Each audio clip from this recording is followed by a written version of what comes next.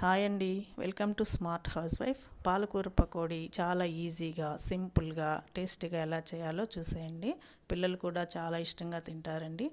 ఒక బౌల్ తీసుకొని కప్పు శనగపిండి, 2 స్పూన్ల బియ్యపిండి, సాల్ట్ తగినంత, 1 స్పూన్ జీలకర్ర, 1 స్పూన్ సోంపు, కట్ చేసుకున్న ఉల్లిపాయలు, కట్ చేసుకున్న పచ్చిమిర్చి, కచ్చా పచ్చాగా దంచుకున్న అల్లం వెల్లుల్లి, 1 స్పూన్ కారం, కొంచెం పసుపు, కొంచెం గరం మసాలా వేసి బాగా కలుపుకోవాలండి.